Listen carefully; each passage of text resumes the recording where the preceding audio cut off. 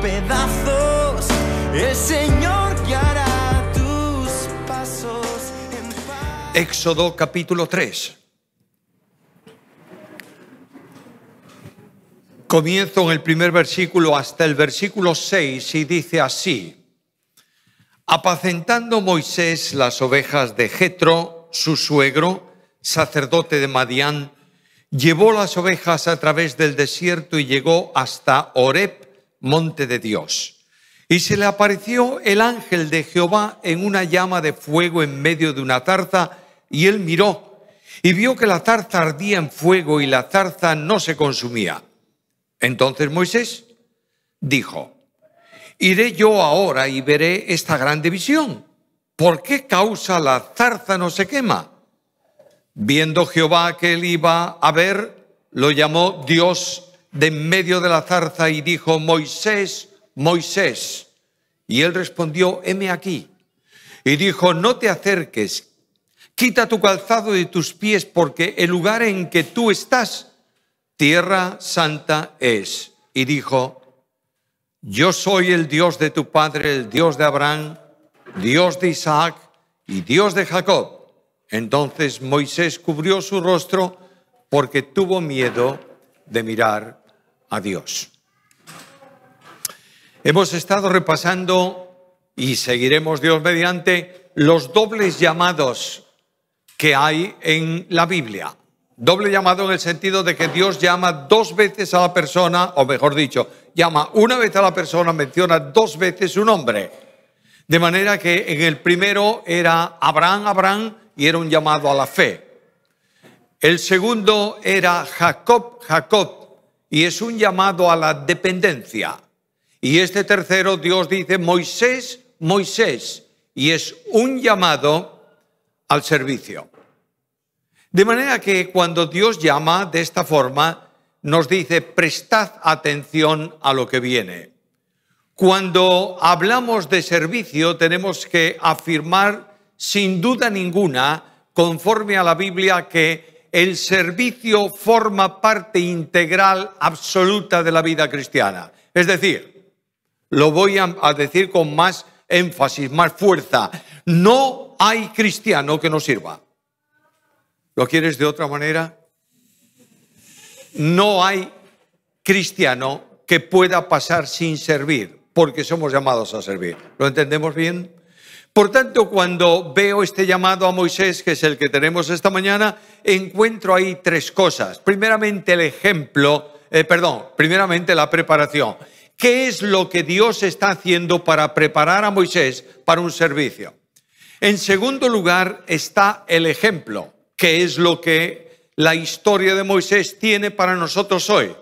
Y quiero recordaros, antes de seguir a mencionar el tercer punto, quiero recordaros que las historias bíblicas no son cuentos que aparecen en la Biblia para contarnos algo o decirnos algo de hace un tiempo. La historia bíblica tiene por parte del Espíritu Santo un mensaje inspirado que nos enseña. Y el apóstol Pablo dice: todas estas cosas les acontecieron a ellos y están escritas para amonestarnos a nosotros, a quienes han alcanzado los tiempos finales. Por tanto, esta historia de Moisés, la historia de Abraham, la historia de Jacob, no importa lo que sea, y las que vienen, tienen algo que decirme a mí hoy y a cada uno de vosotros también. En tercer lugar, ¿cuál es la respuesta? Si Dios me pone el ejemplo, si Dios me habla de la preparación, yo tengo que responder, porque Dios me llama a mí hoy a un compromiso con el servicio para su gloria. Primeramente, pues, la preparación. El personaje, ¿sabéis la historia de Moisés? Claro, ¿cómo no? Naturalmente, todo el mundo sabe la historia de Moisés. Moisés es de la tribu sacerdotal de Leví. Moisés tiene un padre que se llama Amram y una madre que se llama Jocabed. Su nombre no le fue puesto por sus padres. Yo no dudo que cuando nació Moisés y lo tuvieron ahí esas semanas en su casa, le llamaban de alguna manera. Los padres siempre ponen el nombre a alguien, pero el nombre bíblico Moisés no es el nombre que le pusieron sus padres. Es el nombre que le puso la hija del faraón, que lo encontró en el río, lo prohijó, se lo dio a su madre para que lo criase y vino a ser un hombre de primerísimo nivel en Egipto. Lo conocían como el hijo de la hija de faraón. Ahí tienes a Moisés. El significado del nombre, el nombre de Moisés equivale a sacado de. Y entonces nosotros decimos, bueno, sacado ¿de qué? Y algunos dicen, bueno, significa sacado de las aguas. ¿Está bien? No tengo duda ninguna que salió de las aguas. Otros dicen, no, sacado de la cestita de juncos donde su madre lo había puesto. También me vale. Lo importante es que el nombre de Moisés significa sacado o extraído, tomado de. El propósito de Dios era convertir a Moisés en el instrumento válido para que tomase a su pueblo en Egipto, Dios lo liberase de los enemigos, de la esclavitud, y Moisés liderase a ese pueblo conduciéndolo por el desierto hasta llegar a la frontera de la tierra de Canaán, donde Moisés partiría para estar con el Señor, y Josué, el seguidor, el servidor de Moisés, introduciría al pueblo de Dios en la tierra prometida. Dios iba a preparar a Moisés para ese servicio. Dios no deja a las personas improvisar. Lo peor que puede ocurrir en la vida de cualquiera es la improvisación.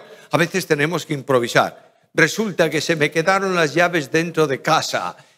¿Cómo improviso? Pues tengo que buscar a mi hijo que tiene un juego para que me preste la... Pero eso es una improvisación, no es lo normal. Lo normal es que digas, oye, la llave en el bolso, cerrar la puerta, etcétera, etcétera, etcétera. Hay un plan. Dios prepara a Moisés para aquello que Él ha establecido, ha determinado para él. ¿Cómo lo hace? Comenzando desde niño. De manera que Dios permite que Moisés sea entregado a su madre para que lo alimente, lo cuide, y durante un tiempo está en el hogar de personas temerosas de Dios. Algunos dicen que estuvo 3 años, puede ser. Otros opinan que 6, porque es la edad en que el niño pasa en el entorno judío un poco a una categoría de adolescente, más o menos. No importa lo que. Lo que sí tengo claro es que Dios tenía un tiempo previsto para que Moisés en la casa de su madre aprendiese ¿qué cosa? ¿Quién es Dios? Él iba a estar en un entorno de idolatría. En Egipto hay un montón de dioses. Pero su madre le estuvo diciendo y enseñando en todo lo que pudo. Dios está arriba, es el único Dios. Y Moisés aprende, nunca mejor expresión que esta, mama de su madre. No solo la leche que le nutre, sino también el alimento espiritual que necesita. Es conducido al conocimiento de Dios, del verdadero Dios. Quiero recordaros que la preparación de un siervo de Dios en la iglesia de Cristo comienza en el hogar. Quiero recordaros que son los padres los que tienen que llevar a sus hijos ¿a qué? Al conocimiento de Dios. Lamentablemente en nuestro mundo los niños de creyentes han abandonado en gran medida el conocimiento de Dios porque carecen de una atención directa de los padres que lo llevan a la Biblia. Hay muchas Biblias, pero no se leen. Y Dios está llamando a esta advertencia. Comienza a preparar a tu hijo en el camino cuando es niño. ¿Y qué dice Proverbios? Cuando llegue a ser viejo, se va a mantener en el camino. ¿Es verdad que hay excepciones? Pues claro, el pródigo, por ejemplo. Hay excepciones. No es garantía 100% que un padre que se ha ocupado de su hijo permanentemente no salga rebelde el hijo. Es verdad, pero no es la generalidad. Pero yo tengo que llevar a mi hijo a la Biblia para preparar a esa persona para el servicio del Señor.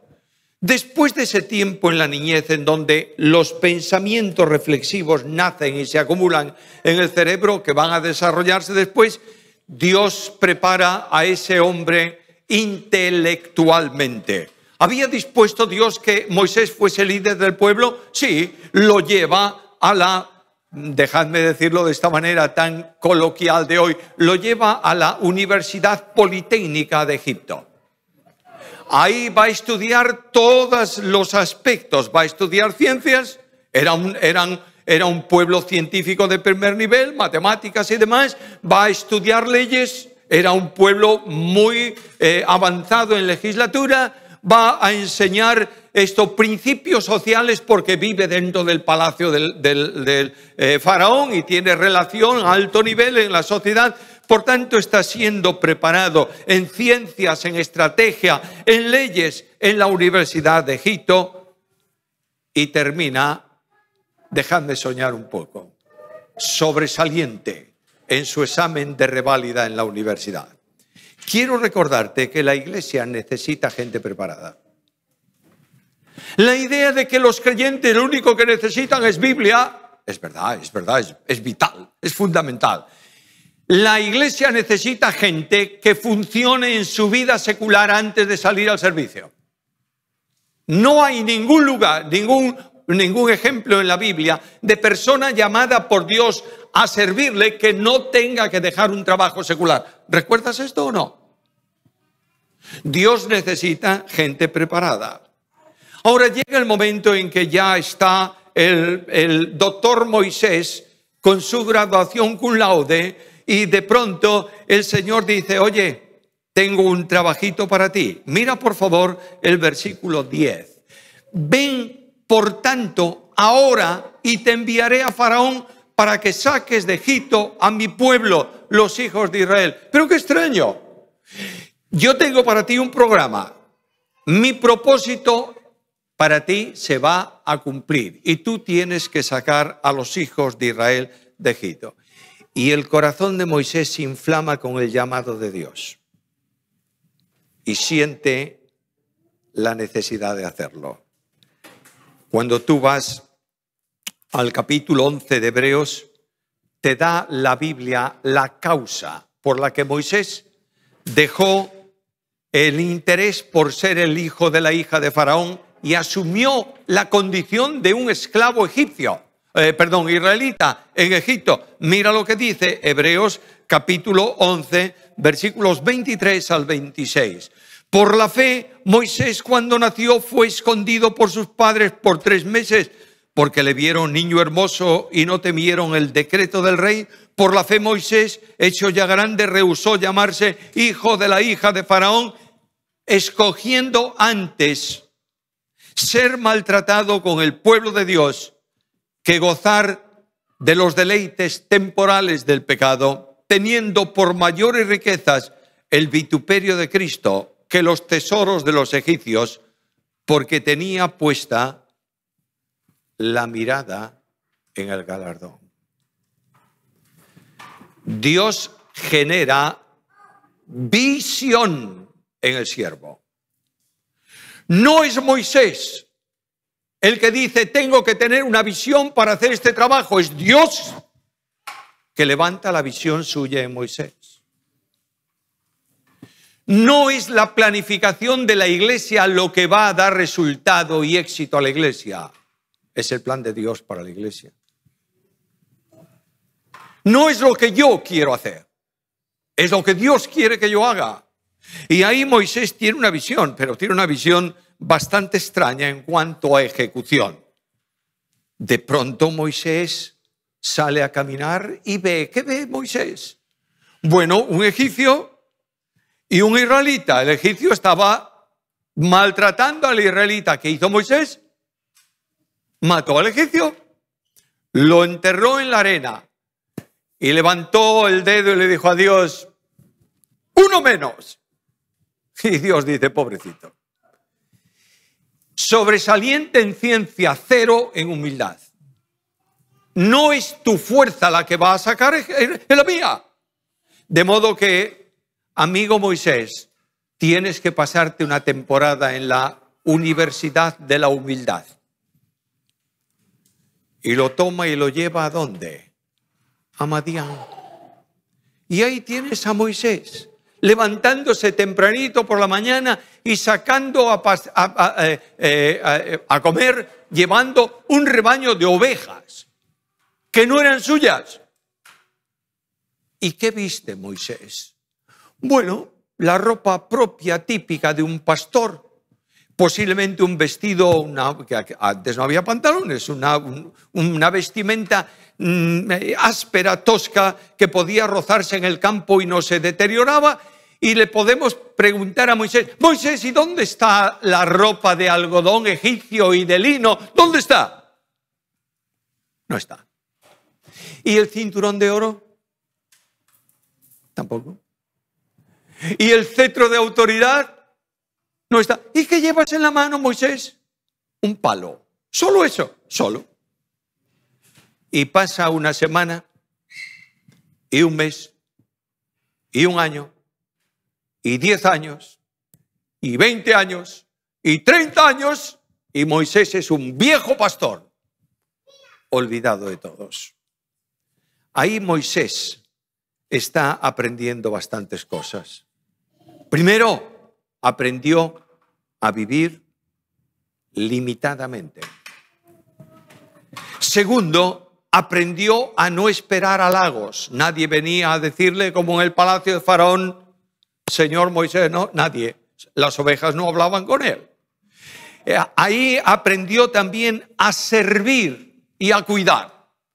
Un pastor de ovejas es una persona especializada en cuidar, porque las ovejas son muy torpes, muy delicadas, y es precisamente en los años de soledad donde este hombre se va a convertir en el pastor, valga la equivalencia, para llevar a las ovejas de Dios, que es el pueblo de Israel.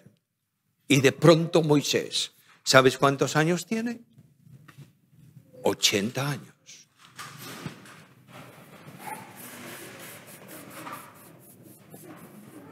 Y de pronto, Moisés, vamos. Mira el llamamiento, versículo 4. Moisés. Y ahí comienza el diálogo entre Moisés y el Señor. Y muchas veces he leído comentarios y demás en donde Moisés está discutiendo con el Señor y Moisés está diciendo no quiero oír. No hay nada de eso en la Biblia en relación con Moisés. Moisés es un hombre sensato, un viejo, y de pronto le dice ahora vete allá y oye, para un momentito, estoy entendiendo bien lo que tú me dices. Lo primero que este hombre sensato le dice es el programa que va a ejecutar. Mira de nuevo el versículo 10 de ese capítulo. Ven, por tanto, le dice Dios, ahora te enviaré a Faraón para que saques de Egipto a mi pueblo, los hijos de Israel. Y él dice, Señor, no, eso yo no puedo hacerlo. ¿Cómo voy a hacerlo yo? ¿Qué es lo que yo tengo para poder hacer, ejecutar este programa? Mira el versículo siguiente. Entonces Moisés respondió a Dios, ¿quién soy yo para que vaya a Faraón? Versículo 12. Y Dios le respondió, ve porque yo estaré contigo. Moisés, no te estoy pidiendo que lo hagas tú. Solo te envío como siervo, yo voy a estar contigo. ¿Hay algo más? Moisés dice, bueno, yo llego ahora, allí no me conoce nadie, y me presento al pueblo de Israel y le digo, mira, yo he venido porque Dios me dijo que viniese para sacaros de este lugar, y ellos me van a decir, ¿qué Dios? Porque tal como lo conocía el pueblo de Israel, normalmente era un título muy amplio. El Dios de Abraham, de Isaac y de Jacob. ¿Quién eres tú? ¿Cómo te llamas? Y ahí tienes la clave. Yo soy el que soy. Es decir, yo soy el Eterno. Por tanto, el Eterno te envía y está a tu lado. La misión puede ser realizada. ¿Alguien más? Y ellos no me van a creer, Señor. Y está diciendo verdades. Si algo caracterizaba al pueblo de Israel y lo caracterizó en el desierto, era la incredulidad manifiesta. ¿Me van a creer? Y dice, vamos a ver, Moisés, ¿qué tienes en la mano? Un palo. Bueno, con ese palo, con este palo, sí, yo voy a hacer prodigios, maravillas, señales, y te van a aceptar y van a creer en ti por las señales que tú haces. No, por las señales que yo hago. De manera que Dios está diciendo a Moisés, Moisés, déjate de preocuparte, porque no es el hombre el que va a hacer la obra. El hombre es simplemente mi instrumento. Yo hago la obra. Cuando ves esta situación ahí, te das cuenta de que Dios usa el instrumento. Al hombre lo usa como instrumento, no como núcleo de acción. Y Moisés dice, pero tengo otro problema, Señor. A ver, Moisés, ¿cuál es el problema que tienes ahora? Mira, yo nunca fui un gran orador. Hay personas que pueden hablar 2 horas y la gente está entusiasmada escuchándolo, y hay personas que hablan 10 minutos y estás cansado de él. Porque no tiene buena dicción, no tiene... Y Moisés debía ser un poco así. Y Moisés le dice, nunca tuve gran facilidad de palabras, Señor. Y ahora mismo tú me mandas a hablar con el faraón. Bueno, y nosotros todos peleamos y decimos, es que este Moisés era tartamudo. ¿Tarta qué? ¿En dónde está eso? No, nos imaginamos que, como dice que no. No, Moisés estuvo 40 años en el desierto sin hablar egipcio. Y 40 años sin hablar hebreo. Si a ti te cierran en un lugar donde se habla el alemán, por ejemplo, durante 40 años, y lo único que escuchas es alemán, y lo único que hablas más o menos es alemán, cuando empieces a hablar el castellano, te va a costar un poco, ¿o no? Naturalmente. Y Dios le dice, bueno, mira, Moisés, te voy a solucionar el problema. Te solucioné el problema de quién va contigo, te solucioné. Ahora te voy a solucionar el problema de la lengua. Tienes a tu hermano Aarón, que él sabe hablar. Tú le dices lo que tiene que decir y él lo va a decir. Muy bien. Y así posiblemente empezó. Pero cuando tú lees la historia de Israel en el desierto, no habla Aarón. ¿Quién habla? Moisés. Y cuando comienza a hablar al faraón, ¿quién habla? Moisés. Recupera. Dios resuelve el problema y lo envía. Y ya por fin, la última observación, no rechazo, la última observación de Moisés. Señor, humanamente hablando, yo creo que te equivocas. ¿Cómo vas a mandar a un viejo para esto? ¿No tienes otro en mente? Manda al que debes mandar. Y Dios le dice, basta, Moisés. Vas tú, porque yo te he preparado para que me sirva de esa manera. ¿Comprendes esto? Una de las necesidades que tenemos cada uno de nosotros, yo cada vez más, es entender que no soy nada y que Dios es todo. Cuando Dios llama, capacita, y ahora Dios examinó a Moisés. Reválida, no sé si se llama hoy así en la universidad, no se llama así, pero examen de grado en humildad sobresaliente. Y Dios dice, bueno, tenemos un doctorado en ciencias y un doctorado en humildad, ahora está preparado el hombre para que vaya al pueblo y saque al pueblo y lo lleve por el desierto y lo conduzca a su destino, porque este es mi propósito para Moisés. Dios tiene un propósito para ti, ¿lo sabes? Y el Salmo dice, Jehová, el Señor cumplirá su propósito en mí. ¿Te das cuenta? No hay posibilidad de que no lo haga. A veces lo hace un poco a palanca, como puede ser el caso del ejemplo de Sansón, pero Dios cumple su propósito. Dios te ha llamado para servirle. Dios prepara para que puedas servirle. Ahora tenemos a Moisés ahí caminando ya, sirviendo al Señor en esa dimensión. Y la Biblia me dice, ¿sabes? Esto es un ejemplo para ti. Dios nos ha llamado a servir. Te voy a recordar lo que Pablo dice que éramos y lo que somos. Voy a la carta a los Romanos, capítulo 6, versículos 17 al 19, y leo estas palabras. Pero gracias a Dios, que aunque erais esclavos del pecado, habéis obedecido de corazón a aquella forma de doctrina a la cual fuisteis entregados, y libertados del pecado, vinisteis a ser siervos de la justicia.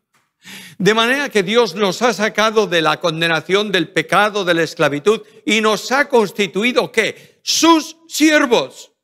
No hay opción. La vida cristiana es una vida de servicio, necesariamente. Y el resumen de la vida cristiana está en ese mismo capítulo 6 de Romanos, versículo 22. Mas ahora que habéis sido libertados del pecado y hechos siervos de Dios, tenéis por fruto la santificación y como fin la vida eterna. Habéis sido liberados para servir. Un esclavo no puede servir en otra cosa más que en el ambiente, en el campo donde ejerce su esclavitud.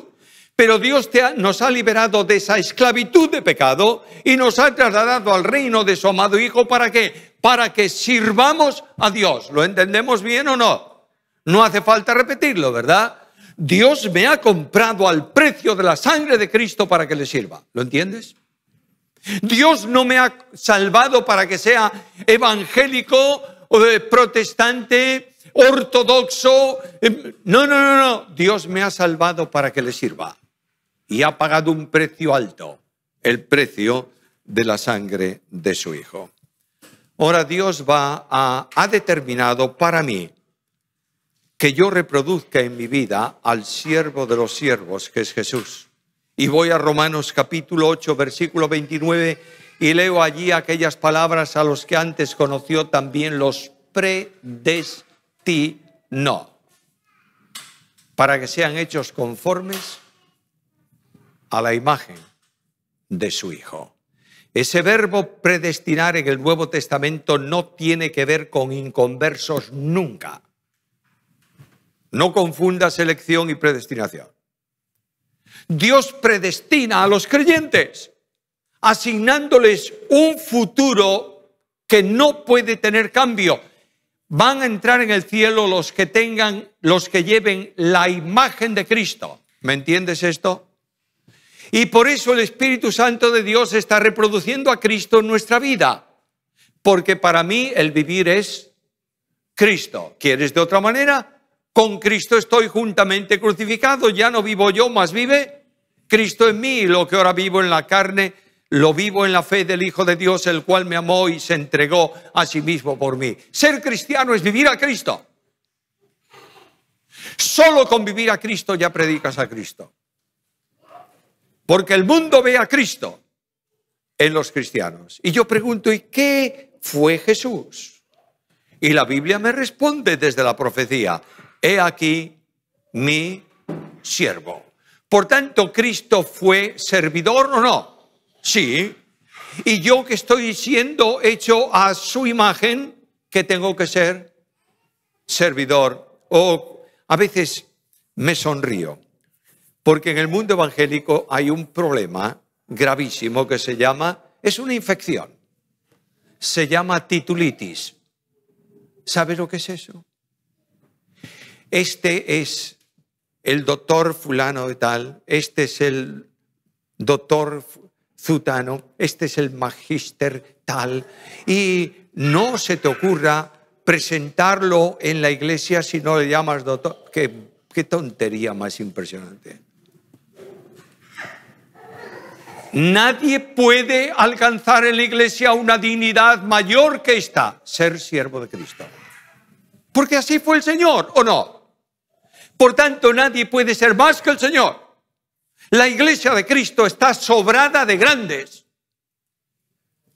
y está necesitada de siervos que simplemente digan: sí, Señor, vengo para hacer tu voluntad. Escúchame, por favor, quiero que en tu vida esto cale. La iglesia, antes de planificar, tiene que orar y decir al Señor: ¿qué cosa? ¿qué quieres que hagamos? En la carrera de la iglesia, en el camino de la iglesia, hay cientos de programas errados que no sirven porque no se han consultado al Señor. Y solamente cuando el liderazgo de la iglesia se da cuenta de esto y va de rodillas y dice, ¿qué es lo que tú quieres, Señor? La iglesia camina. Esta es la grandeza de la obra de Dios. Ahora, ¿yo voy a preparar siervos de Dios? Pues sí. ¿Desde qué edad? Desde que nace. Ese niño pequeñito que lo oigo ahora, fantástico. Dios bendice a los niños, ¿eh? No me molestará nunca oír a un niño decir algo en alto en el culto. Felicito a la madre y al padre por traerlo al culto. Esto es una bendición. Y el resto de la boca de los niños fundaste la fortaleza, la alabanza. Entonces, déjalo tranquilito, está ahí. Y gracias a Dios por eso. Voy a empezar a prepararlo desde pequeño. Y me dice Dios a los padres, Deuteronomio 6:6, estas palabras que yo te mando hoy estarán sobre tu corazón y las repetirás a tus hijos y las enseñarás, hablarás de ellas en tu casa, andando por el camino, al acostarte y cuando se levante. Niños llevados a la Biblia, señores. No lo aburras leyéndole lo que no entiende, explícaselo. ¿Comprendes? No vas a hablarle a un niño de estos pequeños de la doctrina de los ángeles que entiende el de eso. Pero el niño va comenzando desde el principio por la acción de la Biblia a conocer al Dios de la Biblia. Necesitamos niños que trabajen así, de padres comprometidos, de hombres temerosos, niños que honran a Dios. ¿Lo entiendes o no? Mira tu entorno social, por favor. Mira esa carroña que se le está enseñando corrupta a los niños en los colegios. Mira la basura que se está poniendo a la sociedad. ¿Tenemos una pérdida total de valores hoy o no? Nosotros tenemos un valor absoluto que se llama Dios. Y es precisamente en ese valor absoluto en el que se cimenta cualquier otra medida para poder caminar conforme a su voluntad. Segundo lugar, formación secular. Necesitamos gente formada. Personas capaces de analizar el entorno y de aplicar las lecciones bíblicas correspondientes a cada situación. Necesitamos gente a quien Dios pone carga para el servicio. No es la iglesia la que llama. No es el seminario el que capacita y otorga el valor para servir. Es Dios que lo hace. Solo Él. Nada más que Él. Tienes que preguntarte, ¿me llamó Dios a este ministerio o no? Si no te llamó Dios, estás perdiendo el tiempo y haciendo lo que Él no quiere. Dios llama, pone carga en el alma, orienta la actuación para que tú vivas conforme a su voluntad. No hay servicio más importante que otro en la iglesia. No lo hay. No hay servicio de primera y de segunda y de tercera y de cuarta dimensión. Todo el cuerpo necesita a cada uno de los miembros para poder funcionar. ¿Tienes un cuerpo tú? ¿Sí o no? Bueno, como esta falange pequeñita de mi dedo es tan pequeñita, saquémosla. Ya verás tú lo que pasa si te saca la falange. Por tanto, todos los miembros del cuerpo funcionan en ayuda de los otros. Todos son necesarios. Pero escucha, por favor. Nadie es imprescindible en la iglesia. ¿Entiendes? Ni el más grande ni el más pequeño. Todos son necesarios, pero no hay imprescindibles. Ahora yo quiero servir al Señor y el pasaje me da la clave para servirle. ¿Sabes cuál es? Humildad. Cristo invita a los suyos y le dice, aprended de mí que soy ¿qué cosa? Manso Y cuando tú aprendes la humildad de Cristo, encuentras descanso para tu alma. Hermanos míos, lo dije en la reunión anterior, lo repito aquí. Mi experiencia, especialmente en el último año, ha sido una confrontación continuada a la humildad. Dios me ha dicho muchas veces, no es lo que tú quieres, es lo que yo quiero. Y solo cuando te descargas delante de Él, y solo cuando tú dices, solo tú, Señor, Dios bendice. Escucho la Biblia y leo en la carta a los Filipenses, todo lo puedo ¿en quién? En Cristo que me fortalece. Y voy a la Biblia y descubro aquellas palabras del profeta, no es con ejército ni con fuerza, sino con ¿qué? Con mi espíritu. Basta de fuerza, señores, en la iglesia. Basta, basta, basta. Basta de potencial humano. Basta de visiones ridículas. Basta de confrontación con cosas.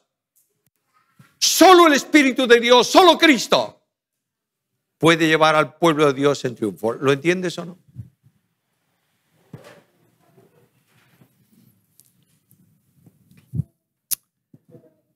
Debemos terminar. Tengo ahí más cosas, déjalas. Quiero invitarte a responder al llamado de Dios. Dios menciona ahora tu nombre 2 veces y te dice, ven, por tanto, ahora, y te enviaré. Jesús nos está llamando y nos está conduciendo para un servicio como Él. Escucha la Biblia. Haya en vosotros el sentir que hubo también en ¿quién? En Cristo Jesús. Este es el desafío, mis hermanos. Yo no puedo salir esta mañana. Yo, Samuel Pérez Millos, no quiero salir esta mañana como entré. Quiero decir al Señor, Señor, solo servirte. Y la gloria tuya. Y Jesús te está diciendo, venid a mí todos. ¿Lo crees? Viene y golpea la puerta de tu vida con una mano taladrada. Viene y te dice, aquí estoy yo, mira lo que yo hice por ti para comprarte para mi servicio, mírame. Y el motor del servicio es este. El amor de Cristo nos constriñe pensando esto, que si uno murió por todos, luego todos murieron y por todos murió para que los que viven no vivan para sí, sino para aquel que murió y resucitó por ellos. Menos exhortaciones, menos motivaciones y más cruz en el púlpito de la iglesia. Si Cristo no mueve tu vida, no hay nada en la tierra que la pueda mover.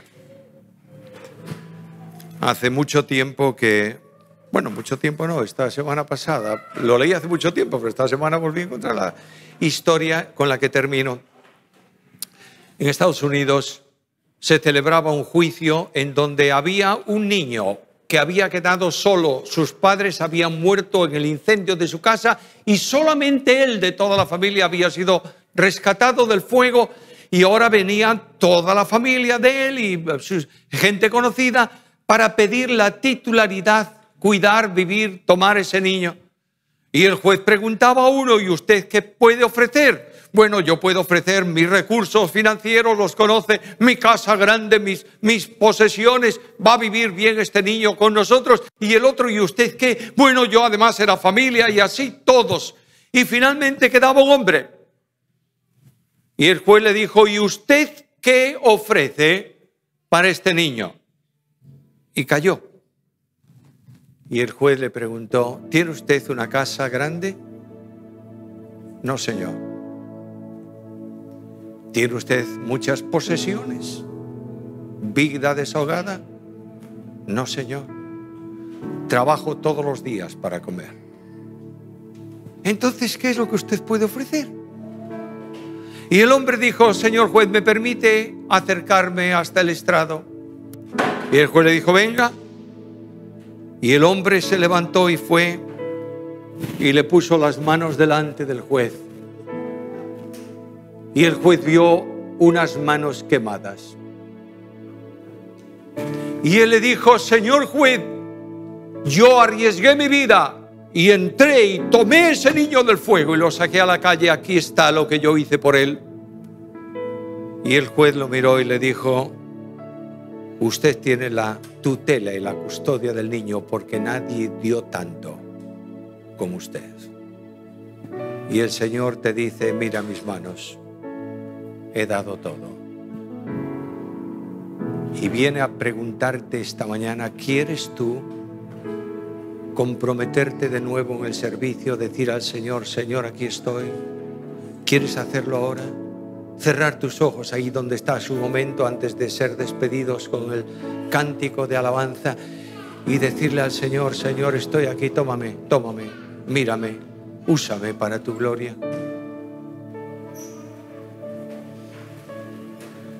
Y lo dices ahí donde estás, levantas tu mano para que sepamos que Dios os bendiga, Dios os bendiga. El Dios que llama, bendice. Padre querido, gracias por la bendición de estar contigo esta mañana, por tu palabra, Señor. Gracias porque tu Espíritu toca nuestras vidas. Gracias porque podemos servirte, porque tú nos das las fuerzas. Perdónanos, Señor, en nuestra debilidad. Quebranta nuestra gloria para poner la tuya. Y danos la bendición de ser instrumentos en tus manos para gloria de tu nombre. Gracias por todo. En el nombre de Jesús. Puedes tener paz en la tormenta, fe y esperanza cuando no puedas seguir. Y aun con tu mundo hecho pedazos, el Señor